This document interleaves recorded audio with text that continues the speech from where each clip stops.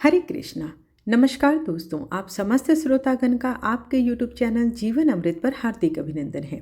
आज की वीडियो में आप जानेंगे कि सटतीला एकादशी कब है, पारण का मुहूर्त क्या है, हरिवासर का समय क्या है, तत्पश्चात पूजा का समय क्या है, उस दिन का पंचांग किस प्रकार रहेगा और इस दिन किस तरीके से तिल का उपयोग आप कर सकते हैं, और साथ ही इस दिन कौन से उपाय आप करें जिससे आपके जीवन में शुभता आए। तो चलिए बिना देर किए आज की वीडियो का आरंभ करती हूँ।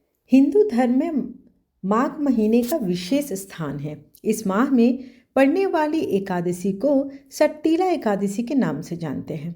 सटतीला एकादशी बहुत ही पुण्यकारी होता है। इस दिन दान पुण्य करना बहुत फलदायी होता है और ज़रूरतमंदों की मदद करने से जीवन में सुख तथा शांति व समृद्धि भी आती है।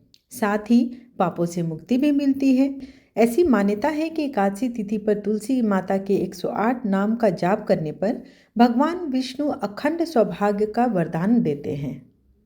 सटतीला एकादशी में तिलों का बहुत महत्व होता है। माघ मास की कृष्ण पक्ष की एकादशी, जिसे सटतीला के नाम से जानते हैं, इस एकादशी में तिल का उपयोग 6 तरीकों से किया जाता है। एकादशी पर तिल स्नान, तिल का उबटन, तिल का हवन, तिल का तर्पण और तिल का भोजन और तिलों का दान, इन सब का विशेष महत्व है। इस साल सटतीला एकादशी 25 जनवरी 2025 को मनाई जा रही है।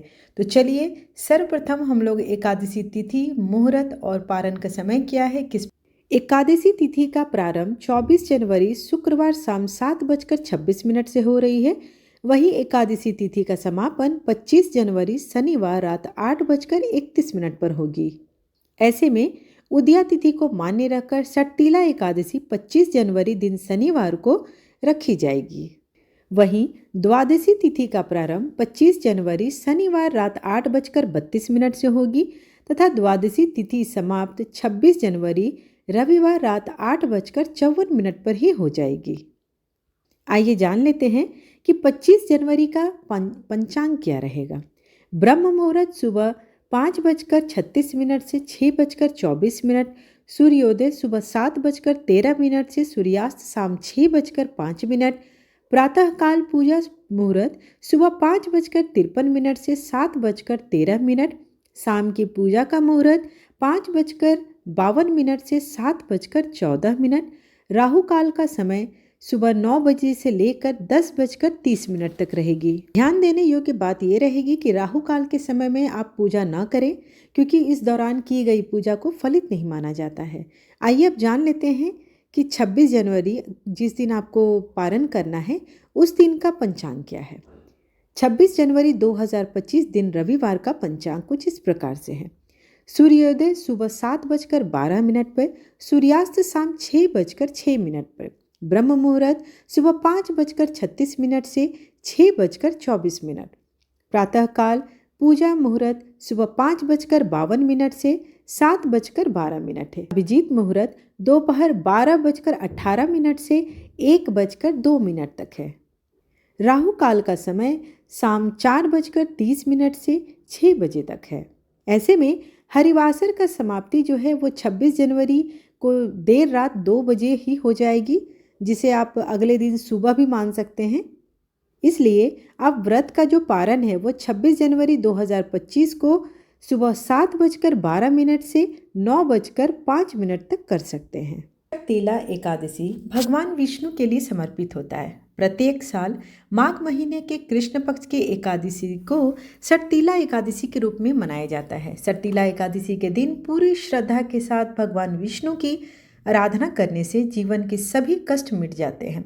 सटतीला एकादशी के दिन कुछ उपायों को करने से आपकी आर्थिक और जीवन में अगर आपको कामयाबी का रास्ता नहीं खुल रहा है तो वो भी खुल सकता है। तो आइए जानते हैं कुछ उपाय के बारे में। सटतीला एकादशी पर दान पुण्य करने का विशेष महत्व होता है, इसलिए अपने जीवन की सभी मुश्किलों को दूर करने के लिए सटतीला एकादशी के दिन किसी ज़रूरतमंद को भोजन जरूर कराएं। सटतीला एकादशी के दिन भगवान श्री हरि विष्णु को केसर वाले दूध से अभिषेक करें। ऐसा करने से अगर आपके करियर में कुछ बाधा आ रही है, मुश्किलें आ रही हैं, तो वह आपकी प्रतिभा को चमकाने में लाभप्रद होगा। छात्रों के लिए सटतीला एकादशी के दिन श्रीमद् भागवत का पाठ करना अति शुभ माना जाता है। अगर आप आर्थिक दिक्कतों से परेशान हैं तो सटतीला एकादशी के दिन स्नान करने के बाद ब्रह्म मुहूर्त में भगवान श्री हरि विष्णु की पूरी श्रद्धा के साथ पूजा करें और एक पान के पत्ते में ओम विष्णुवे नमः लिखकर भगवान के चरणों में अर्पित करें। अगले दिन इस पत्ते को पीले रंग के कपड़े में लपेटकर अपने तिजोरी वाले स्थान जहां आप अपने मुद्राओं को रखते हैं वहां रख दें। तीला एकादशी के दिन पीपल के पेड़ के नीचे घी का दीपक जलाने से भी भगवान विष्णु के साथ साथ माता लक्ष्मी की कृपा भी मिलती है।